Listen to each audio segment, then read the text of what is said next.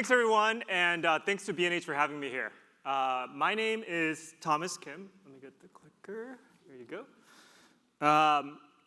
And my title is the Director of Product Management for Creator Monetization and Support. That's a really long title. All that really means is that I help you get paid and solve your problems if you have any. That's what I do. Yeah.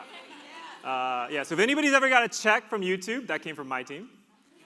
And so that's what we're trying to talk about here today. A little bit about myself. So I have spent about 20 years of my career working at various parts of the media and technology industry.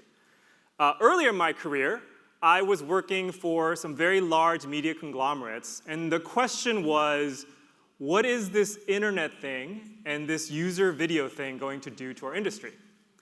And then in 2006, Google bought this company called YouTube.com for $1.65 billion. And we were like, how in the hell are they going to make money from that thing? That was the idea. 20 years later, I run the single largest contribution to the creator economy in the world with the YouTube Partner Program. Thanks. Thank you. So the story of YouTube in some ways is very much the story of my career. And I want to share some of that with you today. So this year, we are celebrating YouTube's 20th birthday. Yeah, that's right. Next year, YouTube will be old enough to drink. And if you think the algorithm's unpredictable now, wait till next year. Just kidding. I hope I don't get fired today. But we have been supporting the creator economy for 20 years. And we've learned a little bit about that I want to talk to you about today. Because after all, creators do the hard work of sharing your voice with the world. And by doing so, creators have shaped culture, our public discourse, and the world. But along the way, I'm sure somebody in your circle said something like, why would you ever do that? Why don't you get a real job? And the mission that we've done is to make it so that when you tell someone that you are going to make video content for a living, they'll say, oh, yeah, that's a real impactful career. How have we done that? So today, I'm going to pitch to you why to build your business on YouTube. And it's for 3 reasons that we've developed over the last 20 years. And it's because building a business on YouTube is creatively, emotionally, and financially rewarding for creators. I'm going to go through each one of these today for you. YouTube is, first of all, at the heart, before the fortune, before the fame, creatively rewarding, because we give you the freedom to tell your unique story in whatever format you want. On YouTube, you can share your story with your audience however you want. So let's say that you are casually creating, or you just see something very impromptu and you just want to capture that on your phone and upload it. Well, you could do that on YouTube with Shorts. Alternatively, let's say you walk into B&H and you buy one of the flagship cameras. So you buy a Sony A1 or a Nikon Z9 or a Canon R5, and you want to film something truly cinematic. Well, you can make sure that your audience sees it in full HD, 8K glory, just as you intended on TV because of YouTube on the living room. Let's say you want to start a podcast, so you walk into B&H and you buy yourself a really fancy Rode or Shure mic. You could record a podcast and make sure that the same audience that's watching your short or your videos in the living room listens to your podcast. You decide to do something very different, and you decide to create music instead of video. Well, you could do that on YouTube. And the other thing that we're seeing more of, which is very exciting, is with playables, one day, anyone from this room will be able to make video games and make sure that that's played on YouTube. There is, over the course of your creative career, you will go through many phases. And what YouTube is doing is that as you want to create different things, you could experiment with different formats and make sure that the same audience is watching your video content, your music content, your game content. And that's really the goal here. The one area I think we're so excited about, and we've talked a lot about this, is the living room. Creators are the new Hollywood studios. And we're innovating and pushing the boundaries so that viewers can watch your content as creators just like they watch their favorite TV shows. We've been increasing experiences like this so that viewers can not only like, comment, and subscribe, but also binge watch your episodes. And the goal here is that one day, hopefully very soon, a YouTube creator, I don't know, maybe someone in this room here, will win an Emmy Award just like any show on television. That's right. That's right. And that's really the goal, and we're going to keep pushing more things to make that experience possible for creators. Okay, let me go to the second thing, which is YouTube is emotionally rewarding because we give you deeper connections at epic scale. Let me talk a little bit about our scale. These are just the numbers, but on any given month, we have 2.5 billion people visit YouTube.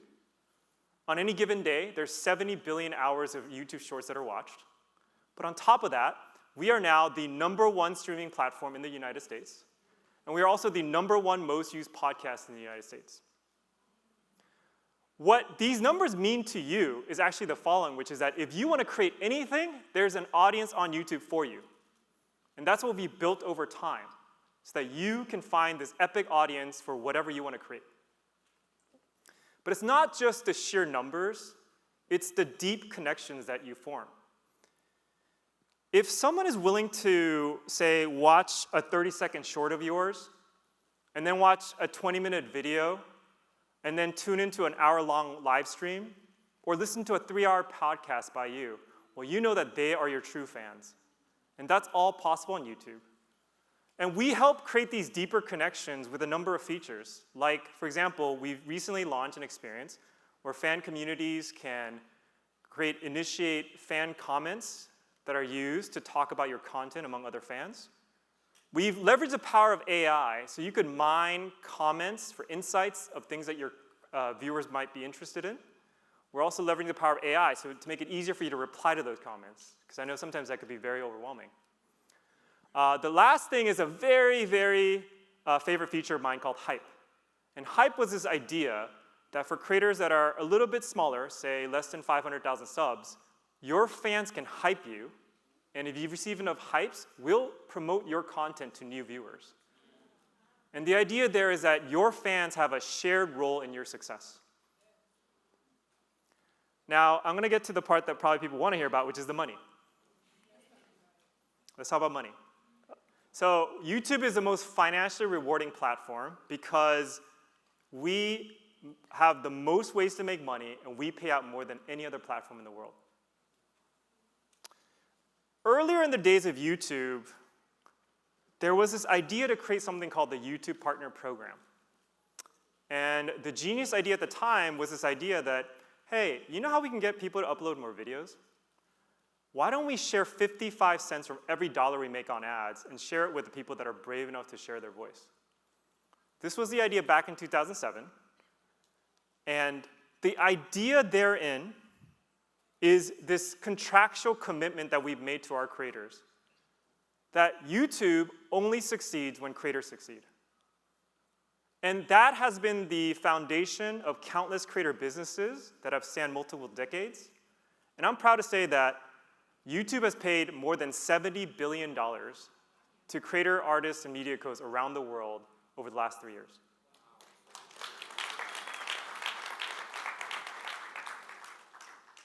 Because of that, YouTube really is the backbone of the creator economy, and we fund more than 3.5 million channels all around the world. Now, since those days, YouTube has become a lot more than just ad earnings, obviously, and we've expanded to 10 different ways to earn on YouTube. Obviously, we have our ads that has been a core to our program, but there's lots of other things too as well. We have payments from YouTube Premium. So anybody who subscribes to YouTube Premium, creators get a cut of that. We have a full set of YouTube shopping features. Brand deals and sponsorships is a big part of the creator economy. And so we have Brand Connect to help connect creators with brands. Number of ways that fans can directly support you. Artists can sell tickets. And we also just recently added digital gifts. I'll go into a couple of these in a second, but the strategy here really is that we want to create more ways to earn to make sure that you have revenue streams that match your unique voice. And different creators throughout the YouTube Partner Program earn more from one source or the other, and it's meant to make sure that we can fund different creator businesses. I want to highlight a couple of these for you guys and talk about actually which type of creators we've seen this really works well for. Let me start with fan funding. So fan funding is a way for your fans to directly financially support you. And it comes in a couple different ways. So one is, as you do a live stream, fans can use super chat and super stickers to directly send money to you, get their chats highlighted. Memberships is a way for your fans to pay you a recurring fee, say $5, $10, $20, $100 a month. And the goal of these is really that, one, something like memberships actually gives you more stable source of income on any given monthly basis. So as you plan your content, you think about, okay, how am I going to spend the money for that content? You know you have some reliable source coming in.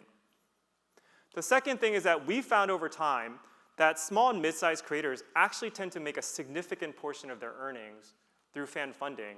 And it's really important for you that that is a reliable source of income as you start out. I also want to talk about YouTube Premium, which is something that I don't think as many creators are aware of.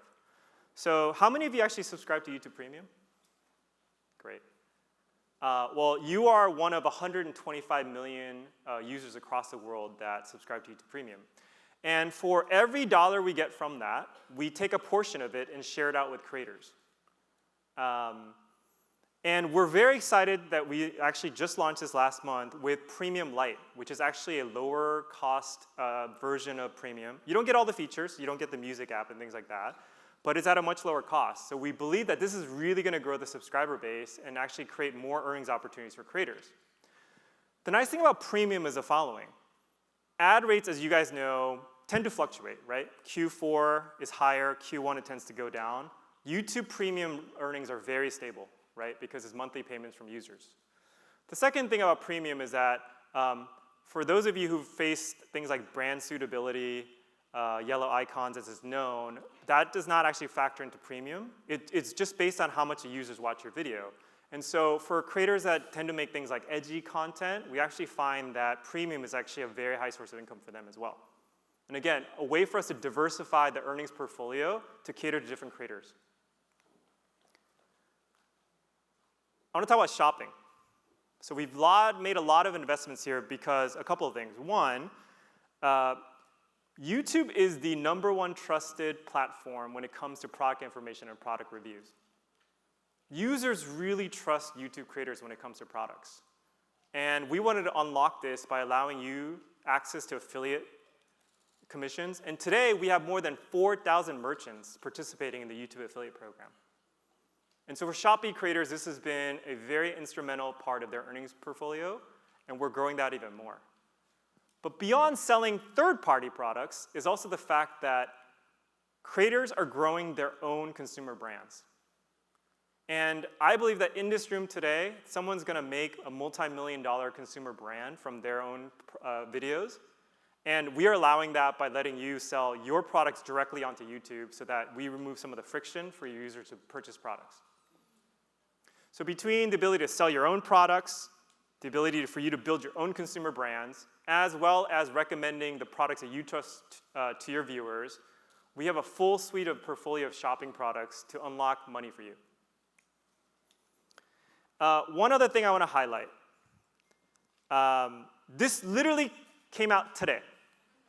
So I'm actually announcing this for the first time today on this stage. Yep. So as the creator economy's grown, more and more brands are wanting to work directly with creators. But sometimes they tell us that they lack the data to find the creators that have the same shared target audience that they do. So with this new feature, you'll be able to, with one click of a button, share your channel insights with a number of brands and trusted agencies so they could find you for brand deals, takeover ads, which means that they buy out your entire channel with ads that are much higher CPMs than a normal ad, or more lucrative shopping offers. Now, YouTube makes it clear that we don't do anything without your permission. So if you don't want to do this, you don't have to. But if you want to, with one single click of a button, we can make sure that your channel insights are shared with all of these brands and agencies. And we hope that this grows the monetization opportunities for all of you. What are my team and I working on? A couple things. So one, we're working on more ways to earn. Again, the mission is to expand the pie, grow your earning sources so it meets your diverse needs. The second thing we realize we need to do is actually do more recognition. You know, for every Mr. Beast out there, there's a creator who's getting started, doing the hard work of uploading content, earning their craft, and we feel like we should recognize you more. This really came to life last year. We did a partnership with B&H, and thanks to B&H for doing this, where we offered YouTube Partner Program creators a free webinar, a portal, live streams to get education on equipment. And what creators told us is that not only was the education from B&H helpful, it made them actually feel like YouTube actually cares. And we've done that in a number of different ways, whether it's we gave out free Domino's pizzas to some creators. We just launched this new thing called the YouTube Partner Perks. You'll probably see it in your inbox, featuring a video of yours truly. And it's a way for us to recognize YouTube Partner creators with exclusive merchandise, rewards, surprises, and it's just a way for us to say, hey, we see the work that you do, and even in our scale, we care. And I hope that there's actually a greater partnership with B&H along these lines next year as well. Lastly is transparency. As good business partners, I do think we owe it to you to share more information and be candid when we need to be. And we've done a number of things along those lines in the past couple of years. So one, if you do receive a limited ad suitability icon, we now give you timestamps to tell you exactly where in the video we found potential areas that are not advertiser friendly. We launched a feature with your mid-roll ads, where we now tell you which of your mid-roll ads are likely not to get any ads served, because we wanted to give you that information and make your own judgments. And we are doing a number of these things because we feel like at the end of it, we are business partners, and business partners owe it to be transparent with each other. We're not all the way there yet, but we'll be doing a lot more there along those lines as well. So in closing, I want to say a couple things. So first of all, thank you for doing the hard work of being creators. Thank you for doing the hard work of being an entrepreneur. Thank you for sharing your voice with the world. The diversity of content that you create is so important, especially in times like these. I hope you got a sense from what I just talked to you about for how YouTube thinks about our commitment to creators, the partnerships that we think of. And what I hope is that you believe in us enough to want to build a business with us. So thank you, and I can't wait to see what we create together for the next 20 years.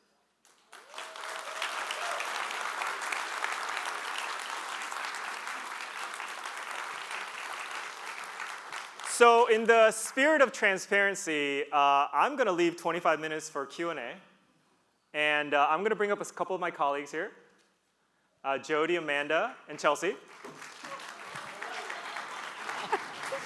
That was going to be me. And we're going to just let the questions go. Ask us anything you want.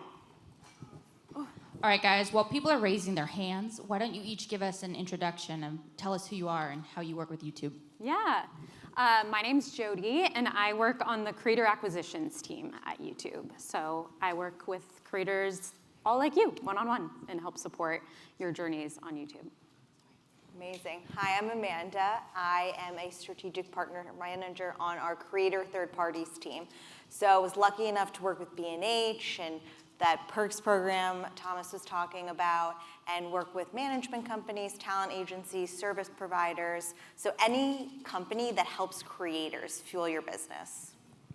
And my name is Chelsea Reeves. I'm also a partner manager, working with our most established partners on the platform. So some of our big creators like Drewski, if there's some Josh Johnson fans in here, he's a comedian, Gordon Ramsay, Cam Newton, just as some examples. All right, we're going to start with our first question. Hi.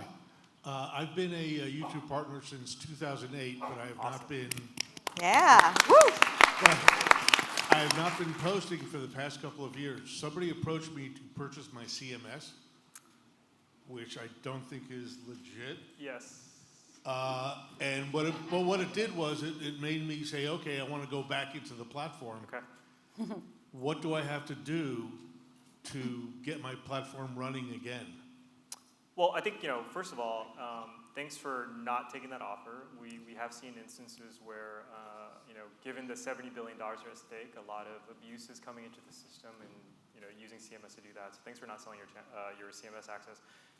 First of all, I think find a way to upload content that you feel really strongly in. I think that's what it kind of comes down to at the end of the day. Finding videos that are resonating with your fans, but something you want to create, I think would be the first start.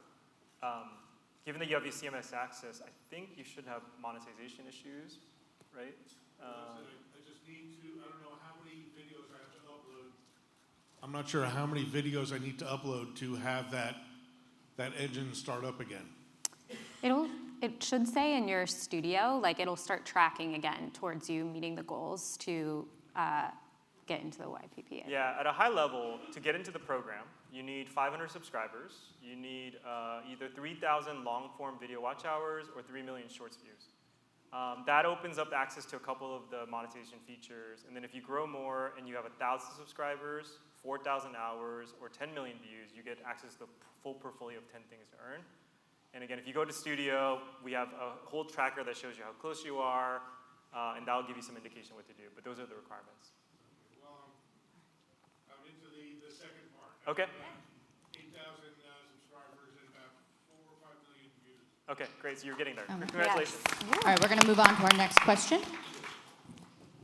Hey, first of all, thank you guys for your time. Yeah. I have a music catalog that's been syndicated from CD Baby to YouTube. Okay. And one of my strategies to try to maximize my music catalog on YouTube is to start creating more shorts. So for someone in my situation who's just trying to maximize their catalog on YouTube through shorts, would the panel have any advice for me? Shorts. Yeah, I think Shorts is a great way to add to discovery. It's kind of like our hugest discovery tool outside of search at the moment. So the thing that I think is most important when first starting on Shorts is consistency. It's kind of like, I think of each video that you put into the algorithm as like a data point that the algorithm gets a better idea of who and how to push it out. So are you already making long form? Yeah, so I also think of Shorts as just like mini long form videos. So you don't always necessarily have to reinvent your strategy. It's just what is your current voice and current way of telling stories, and how can you fit that into now? You can actually do up to 3 minutes on Shorts. Yes, and there's a way too to connect your short to a long form video. So it's a great way to drive traffic to your long form as well. Also, just adding to that, collaborations are really great. If you have any friends who are creators that can highlight some of your music and share some of your music, I think that would be a good idea. Find some here. We're going to pass the mic down. Thank you again, everybody, for just showing up and doing this. I think this is an awesome amount of knowledge. I'm starting a podcast. I see that you have a podcast service. Yep. What makes your podcast service something I would rather go to versus something like Spotify Creator? Yeah. Well, a couple things. Obviously, we talked about the fact that we're the most used service in the US. So in terms of getting access to a massive audience that's there for you. We also give you the ability to have your podcast consume many different formats. So for YouTube Music subscribers, that's available to them on a pure listen basis. A lot of our creators are now creating videos, and there's this feeling, I think, of, and you guys have probably heard about this desire to just want to be able to relax and hang out. And when people watch your videos of you podcast, it really gives that feeling, which is why we're seeing so many users watch 1 hour, 2 hour, 3 hour podcasts with you in the living room, for example. Yeah. And when they do that, obviously, you get the benefits of higher ad rates on the living room as well. And so you could post your, obviously, podcast in any platform, but I think it's really the different formats, the reach, and the fact that the video is really, I think, unique about us. So if you want to make videos along with your podcast, I think YouTube's the place to do it. Okay, we have one more question over here. Hi, Thank you for being here. My name is Caitlin Leung, and I have a YouTube channel that is food-focused, recipe, cooking, typical. And we're getting close to 100,000 subscribers, which is very exciting. But it's been kind of a frustrating journey because sometimes we'll have videos that are a huge success, and then like there'll be like a string of what I would consider to be bombs, where it's like 8,000 to 6 to 8,000 views, and it just stays. Yeah. So my question is, like, what would be your general advice for that kind of an issue? And like, we're doing sort of like re-examining our content and like whether it's actually compelling. So like that's on the table, obviously. But also like, are there ways to rejuvenate old content or even like fix it and repost it or something like that? Do you guys want to take one of these? Yeah. I have a couple tips. So food does really well on our platform. Me and Jody, we used to work on the same team, and on acquisitions, we acquire a lot of food creators. One thing that I've seen that has worked is seasonality. You have to think about seasonality, right? So with food, if there's a particular fruit, let's say strawberries are in season, that search interest across Google and YouTube is up just based on the fact that they're popular, they're in the market, people are making recipes with those sorts of ingredients. So I would recommend starting to pretty much plan your content calendar around seasonal vegetables, ingredients, herbs, etc. And then think about kind of your editing style. I find that with food content, showing the final product first to kind of show the viewer what they're gonna get after following your routine is really, really helpful. And then of course, just the arc, the storytelling, making enticing different shots really works with food content. Yeah, and I think I'll just add to that. One thing that I always talk about with my creators is not all content on your channel should perform the same. And to me, a healthy content strategy is actually having content that will behave differently and might find audiences in different ways. So you might have something that's more core that your audience, like something, maybe a series that you do pretty regularly that you know always is gonna hit. But then maybe you're gonna make something that is more towards search, and that's potentially a video that's not going to do particularly well for the first week, like we rank, but might grow an audience over time. And so it might suit you to like once a month maybe have a video like that is basically growing your channel in a different way. And it's all about the audience. Like it really is like, do you have for you like a defined idea of who your audience is?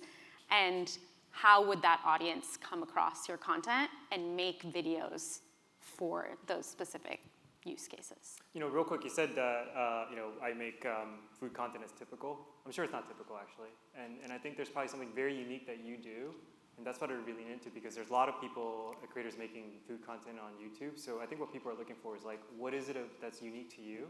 So I'm sure not everything you do is typical. So maybe that's what you should try to find, which is what's really unique to you. But congrats, and hopefully you get a silver play button pretty soon. Yeah. Woo! Okay, I'm gonna go give some love to the back of the room, and then I'll come back up to the front. So if anyone wants to say something about YouTube while I take this long walk. Yell it out. One other thing I'll say, and to add to Chelsea's point, is the momentum around a certain time period of the year also really helps. So cultural moments is something we're really leaning into at YouTube, whether it's the NBA Finals or it's the Met Gala.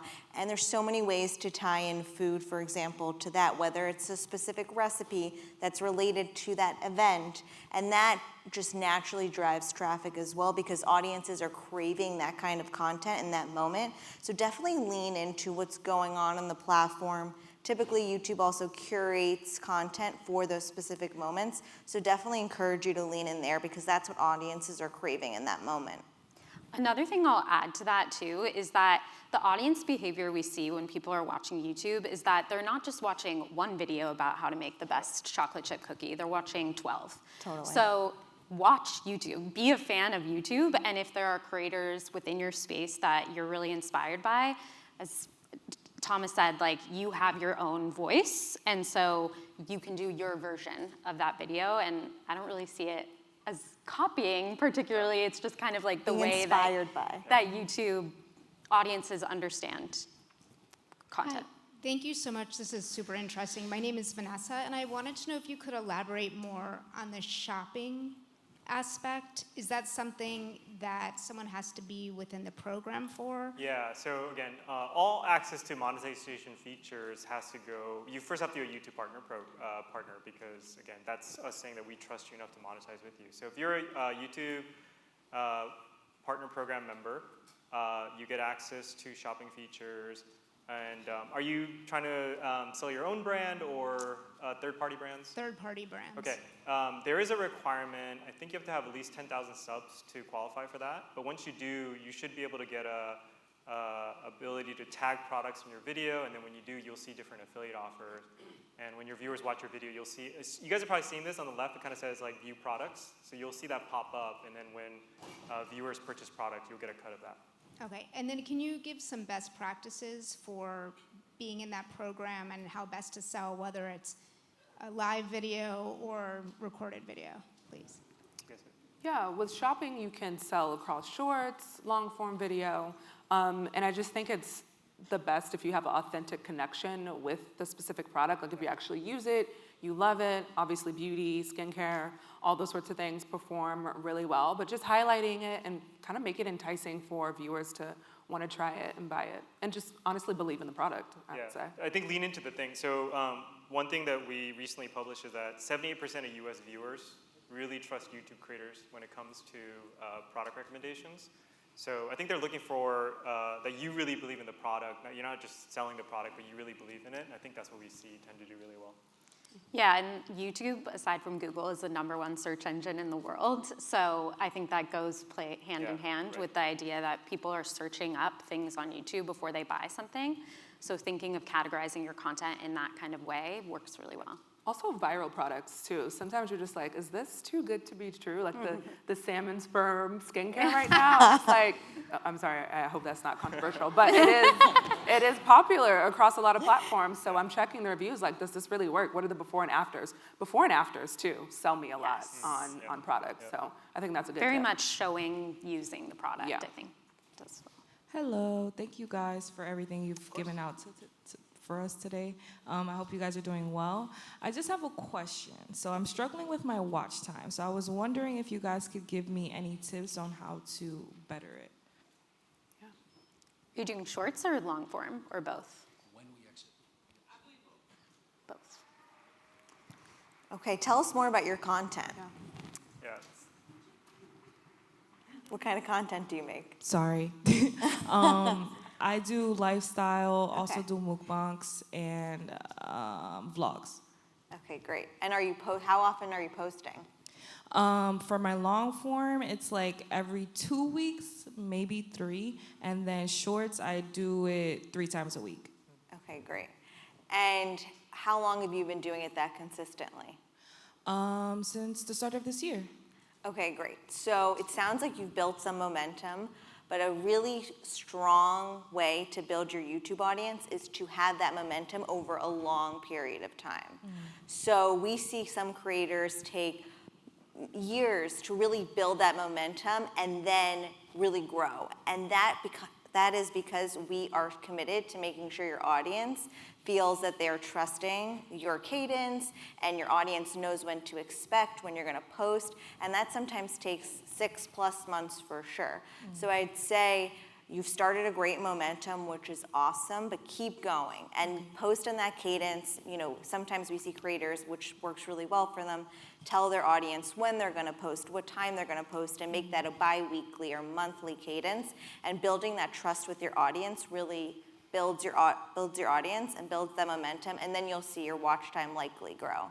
I'd say too, there's great ways to drive traffic to your long form. We've talked about shorts as a great way to drive traffic and discovering new audiences, but once they're there, continue that long form content so that new audiences know what to expect and see your content for a long period of time. And I'll just add to that because I feel like this is a very common question. I think it goes back to like the prep process. I know vlogging is a very casual style of format, but still thinking through kind of like posing a question at the beginning, like, oh my God, I have 10 minutes. You guys see this all the time. I have 10 minutes to make it to the airport. And then now I'm hooked. Is she going to make it to the airport? Like, what's going on? You know? So just kind of like getting creative and Yeah. not just throwing up a camera and just editing some clips together, but really thinking through the story, like hooking someone in the beginning of the video, and then also thinking through like why would someone want to stay? And you really have to think about your audience and what they're there for. And so I would say go to the drawing board, prep your videos prior to just filming them, and try to get an idea, and really like be a creative and go to like kind of treat it as a storyboard for a lot of your videos. Actually, can I just add one thing? So if you guys go on Studio and look at analytics, we show you these retention graphs. So you'll see actually where the audiences fell off. So you could use that to understand actually where did I lose my audience, and that's kind of what you want to try to optimize around, and that's all available in Studio.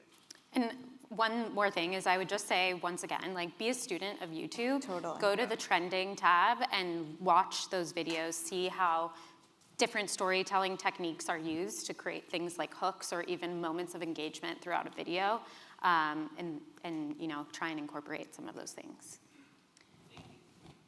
Okay, I'm going to pass the mic down to this gentleman.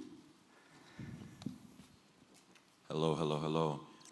I'm a full-time creative based here in New York, and I've recently started being a lot more consistent on YouTube. Great. I'm also Yay. in the filmmaking scene, and I know that I saw a statistic where it said that YouTube is having more viewership than some of the larger streaming services now. We are the #1 streaming platform. in New York Exactly. now, yeah. So more people are watching YouTube than Netflix, and there's a lot of young creatives that make films that they might not be able to have the connections to get a show on Netflix or somewhere like that. Yeah. They might put that work on YouTube, and I'm just wondering if there's any type of dedicated way that that creative might be able to get paid, for example, paid premieres or something like that, without having a large audience, but it's still really good creative work that can be seen or hosted on YouTube. Yeah, we don't have like a paid premiere product. What we do have is things like the memberships product, where if you can build a loyal base of fans and you put it out there, hey, if you contribute to this membership, it's going to help me fund this really cinematic thing I want to do. And you could see it on the TV. That's sort of, I think, what we want to unlock for creators. And yeah, sometimes that shows on YouTube. And then we also see evidence that creators get discovered by making really good quality content, and they get picked up for different streaming deals. And that's all good part of the ecosystem as well. But we want to make it sure, and especially with all the investments in TV, if you want to film something truly cinematic, that you want to be seen on a big screen, an 80-inch TV at home, we're unlocking that for creators, and that's really the goal. Hey, you know what? This lady's had her hand up for a while. Is it okay to pass it on to her? I noticed you. You're like trying to get at it. So yeah. Yes, we have time for a few more questions. I'll get to the one at the front. Then I've seen this gentleman in the back. Okay. And I am going to get to everyone else that I have made eye contact with so far. And we'll be available outside afterwards as well, because we only have so much time. So. Okay. Thank you all for being here. My name is Latifa. I just started a YouTube channel called Clean Skillet TV, like the young lady over there, culinary series. Yes. Yeah, you guys should trade notes. Yeah, yes, we should. Collab. Two-part question. The first one is for someone just starting out in 2025 with everything being so saturated, if you have any advice on how to succeed on the platform. And two, if the YouTube Creator Studio that was in Chelsea at around 2020, if you have any plans for that coming back, or what's happening with that? I'll start with the Chelsea, and then I'll let the folks talk about content strategy. Yeah, we had this great program where we had studios sort of in various cities, and we decided to not do it. It was not very scalable, and it was pretty high costs involved and stuff like that. I know a lot of creators miss it. We do try to find different ways to have creators connect through a bunch of programs that we do, like collectives. But yeah, the studio thing probably won't come back, unfortunately. And then I'll let them talk about different content strategies. Yeah, so my equation usually for like kind of finding your why on YouTube is what is your special thing, your expertise, your voice, whatever, plus the audience you're trying to reach. Those two things combined should really give you a very clear idea of like if you're making food content, but it's for new moms. That's gonna have a very specific kind of point of view, right? And we'll give you a list of all types of different types of content that would make sense for them, because the audience is really what is gonna find your content. So having those two things be very clear from not just like to yourself, but like in your branding of your content, in maybe how you name your channel, how you title everything like that, so that if I'm a new mom and I'm looking, I can like be seen. I'm like, oh my gosh, this video is for me. And actually niching down, I think it's kind of counterintuitive, but I think having a very clear niche at the beginning, you can always open it up, right? But starting kind of in a very specific place makes it easier for our algorithm to be like, Jody is a new mom, she would love this content, like kind of thing. Yeah, and I'd also say it's never a better time than now to start. There is always going to be a lot of really successful people, but you have a unique voice, and if you're really authentic and you find a great audience, you have the opportunity to grow. And we at YouTube have so many new formats, or leaning into formats that are growing, like podcasting, like the connected TV, and now is an amazing time to be a YouTuber and lean further in. I'll just add, with food, I could talk about food content at all times. But one thing that I find that works really well, and just inspo for you to take this down, Chef Jong Kung is a food creator who I think does a really good job not only creating like beautiful dishes, but also lots of storytelling. People can connect through the storytelling of like, this soup reminds me of back home, or this soup reminds me of the time I did X in my college dorm. So just trying to connect and remember that your viewers are like real people, and so touch like those real emotions through food, because those two things are kind of connected most of the time. And I find, yeah, storytelling and food goes together really well. All right, we're coming up in the last few minutes for Q&A, but like Thomas said, there are some meet and greet stations outside of the room for after the session. I'm gonna try to get to the hands that I've seen up the longest, and we'll pass it to you, sir. Awesome, thank you guys. My name is Ethan. I'm all the way from the Bahamas. I came up for this event. Wow. So I thank you guys for that. My YouTube channel is really just a documenting channel for me. It's like a video diary, but I do focus on like entrepreneurship and personal and professional development. And so my content mix has a combination of long form and short form, some more structured like tips and strategies, and then some blog content. The question that I have though is, I like to bulk shoot content, like tips and strategies, because I have a TV production background, so we bulk shoot a lot of content. And I can have those up and scheduled, but some of the other, like more sporadic content, like the vlog style, I may not have as consistent a posting schedule. I wanted to know if that actually hurts me in the long run, not having every piece of content type on a structured schedule, or if once I have some regular cadence and some of the content, that's fine. Yeah, I don't think it's necessary. It's more to me about being like showing up on your channel, not necessarily being like, every week I'm gonna have this specific type of content. I also highly recommend using our like community posts and stuff like that to be communicating this kind of stuff with your audience. They like to be a part. Just talking about, we're being more transparent with you guys. Audiences like the transparency. They like to feel a part of it. I often will say, like, with my creators, like, if you're taking a break, like, tell your audience you're going on vacation. You'll feel so good about going on vacation because all of the comments are going to be like, girl, you need a break, like, go, like. So, yeah, like, I don't think it's more of just, as I said, showing up in whatever way you can. Okay, we got 2 minutes. Let's try to get a couple quick ones before we go. Okay. So, yeah. Okay, so I'm in New York City, and it's been almost, I work in the jewelry district in the big building with a lot of big companies. For 5 years, I've been trying to focus on getting help to start creating a YouTube channel. Okay.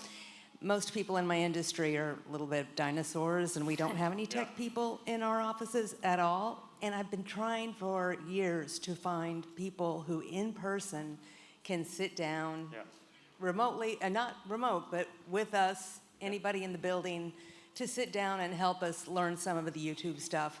It's almost impossible to find anybody that can get together with us. And it's not just me, it's like a bunch of people would have fabulous content. And it's hard to find. So do you have any suggestions to hook up somebody like me or the other companies that are in my position? I mean, it sounds like a great maybe untapped content potential here, sounds like it. So, I mean, you are gonna find someone hopefully here who can actually do that. So, there you go. There you go. This is the Make group. that happen today. Yeah. There you go. Reach out to her. There's a content vertical right there. Connection. Yeah, What's there your you name? go. Elizabeth? Awesome. Guys, find Elizabeth if you need a Invite job. cameras from B&H. There you go. Okay. Last one. Last one. Can we do one? Last one? Yes. Do you see anyone? Actually, you know what? This gentleman, you've been raising your hand a couple times, so. Okay. Okay, you're the last one, though. You got to be nice, okay? Hi, thank you for picking me. I'm so nervous. I'm currently like not a YouTuber, so I wasn't sure whether I wanted to ask this question or not. But you give me the platform, so Yeah, I of course. appreciate you. So Yeah. I'm a multi-hyphenate. I do a bunch of different things: DJing, music production, financial literacy, things of that nature. And I'm trying to figure out like how, like she said, niche down to begin. But how do you decide which niche to work on? Do you do the thing that you're most known for, or the thing that comes easiest to you? You know, ideally it's both, but I will say this. You know, creating on YouTube is not easy, as you guys know, right? It takes a lot of work. Do you know any single creator that you manage who was like, oh, my first video was amazing? Nobody, right? Yeah. So It's always a joke they go back to, and it's like, look at my first video. And there's an amount of craft you have to do. So I'd say that if you're going to start an area, do something that you feel like you can go going for a while. Right? Because if you do something that maybe you're known for, but you don't want to keep going at for a little bit, you'll get sick of it. People ask me like, oh, what's like the most lucrative vertical? And I'm like, golf videos, but like, do you really want to make golf videos? Do something that speaks to you, because then that'll make you go make 50, 100 videos for you to develop your craft. So that's what I would do. And then to their point, once people get to know you, they're going to want to know other facets of you. And so what you want to do is actually build that first audience. And then as you expand to different areas, they're going to come along with you. But that's what I'd say is do what you're passionate with first. Okay, I think I'm gonna get kicked out. Wait, we want to take a selfie. Oh, we do? Okay, We're going to do an let's do audience that. selfie. So everybody, if you can stand up and say, happy birthday, YouTube. Okay? All right. Got it? You get it? Oh, wow. It's a video. Yeah. I'm going to do it. Let me do it. Oh, it is fun. How do I Jesus. What are we doing? We're doing it here. Okay, ready? 1, 2, 3. Happy birthday, YouTube!